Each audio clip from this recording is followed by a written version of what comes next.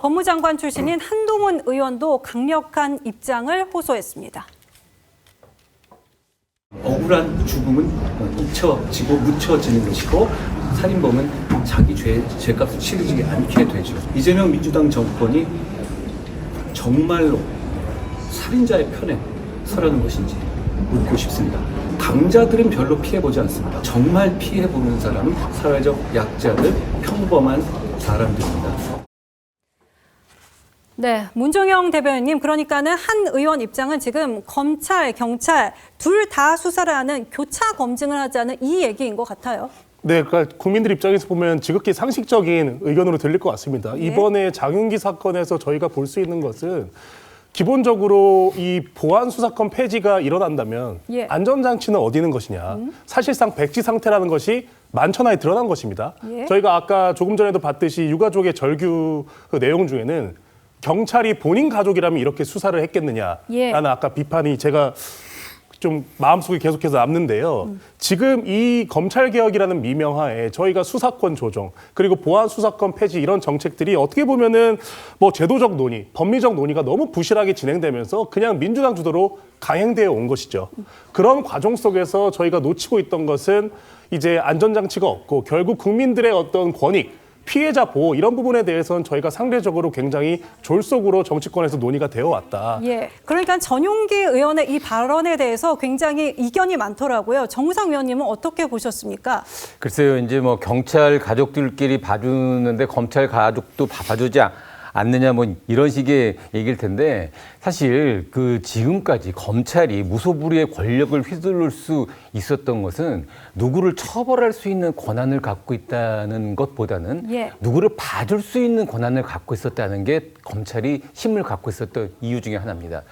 일단 내가 죄를 지었는데 검찰이나 경찰이 처벌을 하게 되면 그때부터 사실 당사자는 처벌을 받는 거지만 그다음부터는 별로 꿀릴 게 없는 거죠. 예. 그러나 지금 검찰의 보안 수사권이 폐지가 되고 이번에 그 살인 사건에서 드러난 것처럼 경찰에게 모든 수사와 관련된 권한이 독점이 될 경우에는 경찰이 누구를 처벌할 수도 있지만 누구를 봐줄 수도 있는 겁니다. 그 봐주는 이유가 아까 얘기했던 뭐 경찰 가족이어서 봐줄 수도 있는 거고 윗선에서 권력이나 정치인들이 개입해서 봐줄 수도 있는 거거든요. 예. 그렇기 때문에 뭐 경찰이기 때문에 봐준다, 검찰이기 때문에 봐준다. 사실 아까 수사팀장 같은 경우도 되게 억울하다고 지금 반응을 보였는데 그게 자기가 일면식도 없는 피의자의 아버지가 경찰의 부탁을 받고 그런 행위를 했겠습니까? 자신에게 영향력을 미칠 수 있는 경찰 상관이 됐건 외부의 정치인이 됐건 또 무슨 지역의 토호가 됐건 이런 예. 사람의 부탁을 받고 했기 때문에 나는 몸통이 아니다라고 얘기를 하는 거거든요. 그렇기 때문에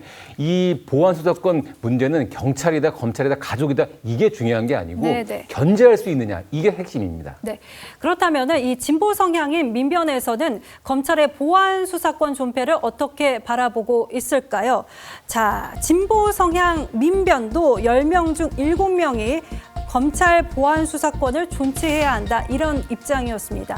김상일 평론가님, 민변도 진보 성향으로 분류되는 민변도 보안 수사권을 그대로 둬야 된다는 입장이 67%나 됩니다. 변호사들의 조직이잖아요. 네. 그러니까 현실을 보고 있는 거죠. 그러니까 현실을 보고 있기 때문에 이념과 이상 이런 것을 이야기는 하지만 그 이념과 이상을 이야기하면서 그것이 현실에서 작동하지 않는 모습을 보고 있기 때문에 그렇다면 이대로 그냥 이상적이고 이념적인 것만 추구해서는 되겠느냐라는 현실적인 딜레마에 부딪히고 있는 모습을 여실히 보여주고 있는 것이다 이렇게 생각합니다. 네.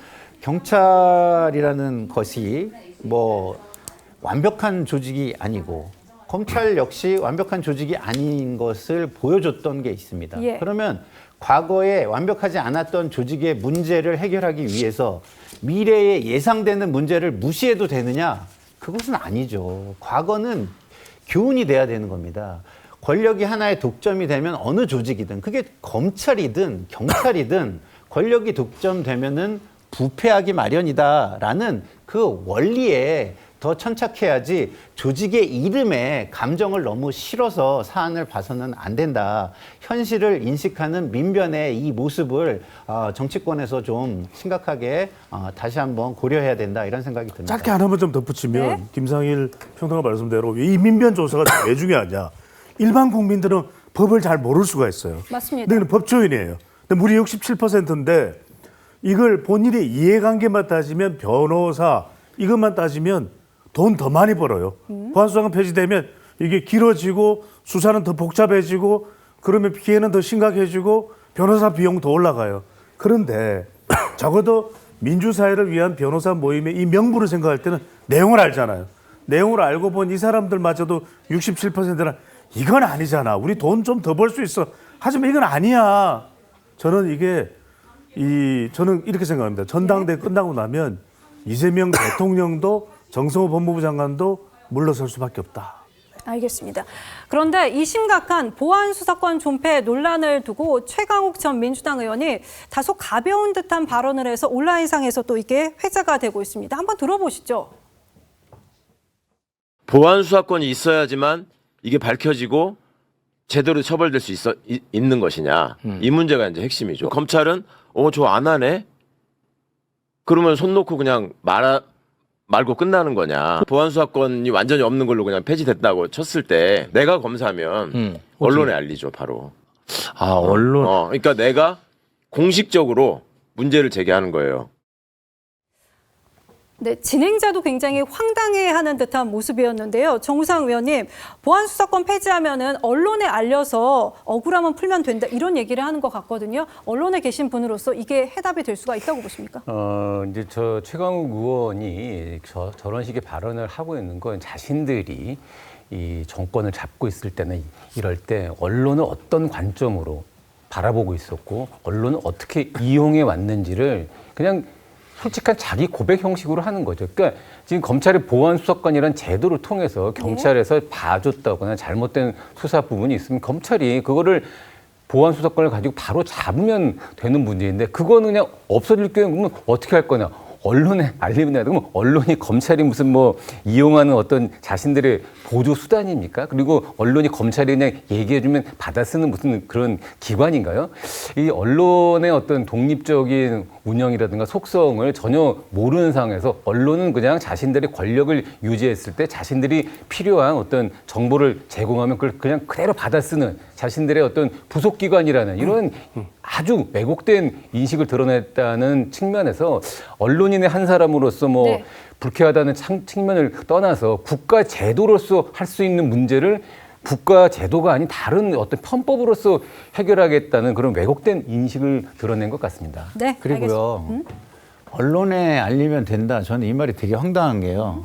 그 수사를 누가 할 수 있느냐의 문제잖아요. 그럼 언론에 알리면 그 다음 수사는 또 누가 하는 거예요? 예, 누가 해야 될까요? 그 경찰이 또 하면 지금 경찰끼리 지금 봐주기 서로 이런 건데 그러면 그 언론에 알리면 수사를 뭐 알리고 나면 다른 제3의 기관에서 할 수가 있는 건가요?